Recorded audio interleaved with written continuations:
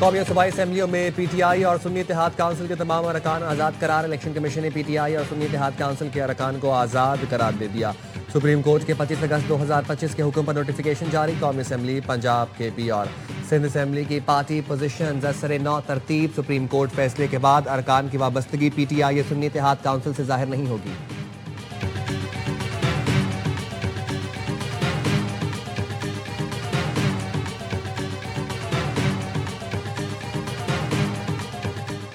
Security forces की भारतीय proxy फितनल खारिज के खिलाफ डेरा इस्माइल खान में कार्रवाई। 7 खारजी हलाक। फायरिंग के शदीद तबादले में कोयटा के मेजर सब्तैन हैदर शहीद हो गए।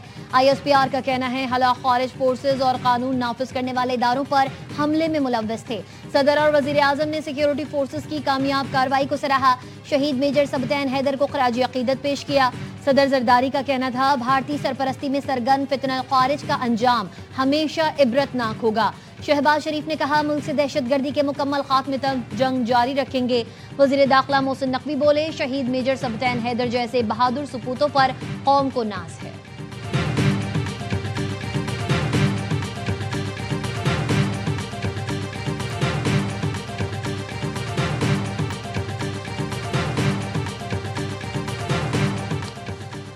सुप्रीम कोर्ट के आईनी बेंच में 26वीं तरमीम के खिलाफ दरखास्तों पर समाअत। जस्टिस जमाल खान बंदोखैल ने वकील से इस्तफसार किया। आप फुल कोर्ट का कह रहे हैं, यानी इसमें तमाम जज शामिल हैं। मुनीर मलिक ने कहा नहीं, सिर्फ वो जो 26वीं तरमीम से पहले वाले हैं। जस्टिस जमाल खान ने रिमार्क्स दिए, हम अपने साथी जजों को कैसे छोड़ सकते हैं। जस्टिस मोहम्मद अली मजहर ने कहा ऐसा करते हैं जो दूसरे 8 जज रह गए सिर्फ वही आपका केस सुन लें। जस्टिस अमीनुद्दीन ने रिमार्क्स दिए, जो बाकी रह जाएं क्या वो रिटायर हो जाएं। जस्टिस मुसर्रत हिलाली ने कहा ये तो फैसले के बाद पता चलेगा वो रहेंगे या नहीं।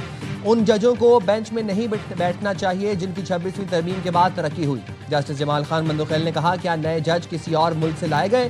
तरक्की पाने वाले 4 जज हाई कोर्ट के चीफ जस्टिस रह चुके हैं। जजेस इज्जत माब हैं, जजों को ना रगड़ा जाए। जस्टिस मुसर्रत हिलाली ने रिमार्क्स दिए, मैंने गलत सोच के साथ नहीं कहा। आईनी बेंच ने समाअत 13 अक्टूबर तक मुलतवी कर दी।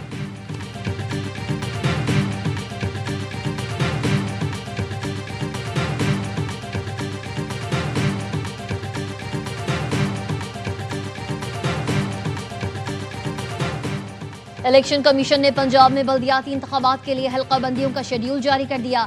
इलेक्शन कमीशन का कहना है नक्शों, सामान और तरबियत समेत तमाम इंतजामात 12 अक्टूबर तक मुकम्मल किए जाएंगे।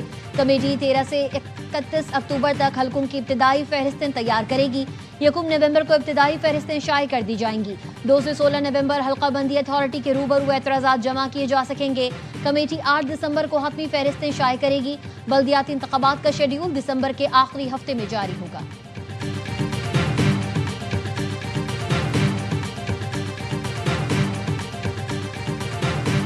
इसराइल और हमास ने अमन मंसूबे के पहले मरहले पर दस्तखत कर दिए। तमाम यरगमाली जल्द रिहा होंगे।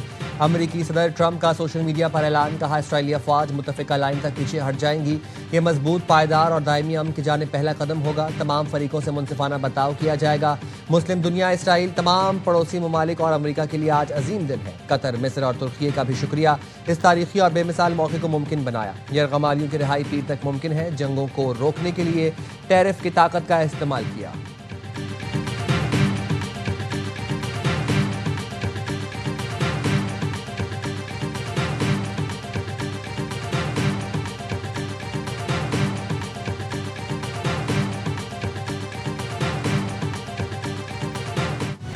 वज़ीर आज़म शहबाज शरीफ का गजा जंगबंदी मुआहदे का खैर मकदम, कहा मशरिक़ वस्ती में देरपा अमन के क़याम का ये तारीख़ी मौका है। मुज़ाकरात में सदर ट्रंप की क़यादत आलमी अमन के लिए उनके गैर मुतज़लज़ल अज़्म की अक्कासी करती है।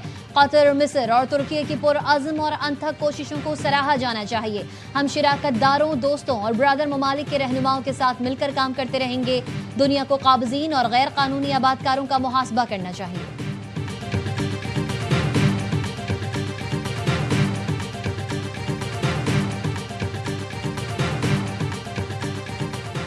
वज़ीर आज़म की कौमी खजाने पर बोझ, गैर फाल सरकारी इदारों के निजकारी के अमल को मुकम्मल करने की हिदायत। शहबाज शरीफ की ज़ेर सदारत मुजवज़ा सरकारी इदारों के निजकारी पर जायज़ा इजलास। 24 में से 15 सरकारी इदारों के निजकारी के अमल पर पेशरफ्त से आगाह किया गया। वज़ीर-ए-आज़म ने कहा मुजवज़ा सरकारी इदारों की निजकारी में कौमी मफाद को मद्देनजर रखा जाए, आलमी माहिरीन की खिदमात ली जाए, इदारों की अंदरूनी इस्तेदादकार बढ़ाने के लिए जामे हिकमत अमली से इकदाम किए जाएँ। वज़ीर-ए-आज़म की ज़ेर सदारत वफाकी काबीना का इजलास आज होगा। मुआशी और सियासी सूरत हाल पर तबादला ख्याल किया जाएगा।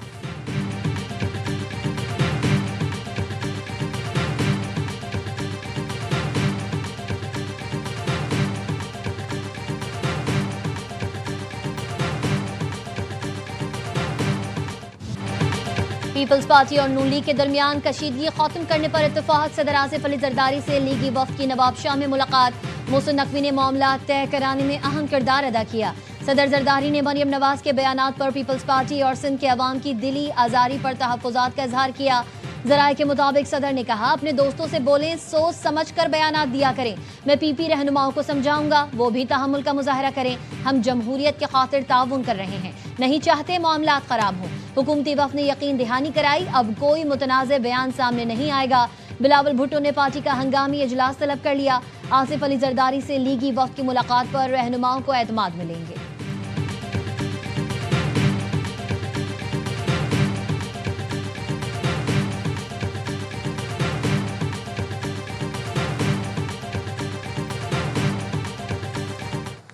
जिस तरीके से वो विकेट के दोनों तरफ खेल रहे होते थे, बहुत सी ऐसी चीज़ें थी जिस पे पीटीआई की अपनी रिजर्वेशन थी। या उन्होंने किरदार अदा किया मीर सादिक और मीर जाफ़र का, या वो करप्ट थे या वो नाअहल थे। अब ये तो पीटीआई के दोस्त हमें बताएंगे। अली अमीन गंडापुर का इस्तीफा अब तक नहीं मिला। गवर्नर केपी फैसल करीम कुंडी कहते हैं अली अमीन गंडापुर विकेट के दोनों तरफ खेल रहे थे, नहीं मालूम उन्हें मीर सादिक और मीर जाफ़र के किरदार पर निकाला गया या करप्शन और नाअहली पर। वो चपड़ासी के इख्तियार भी खुद रखना चाहते थे। अपोजिशन लीडर ने रात गए मुलाकात की। हिज़्ब इख्तिलाफ और हुकूमत में 20 नंबरों का फ़र्क है। अपोजिशन आज लाहा अमल तय करेगी।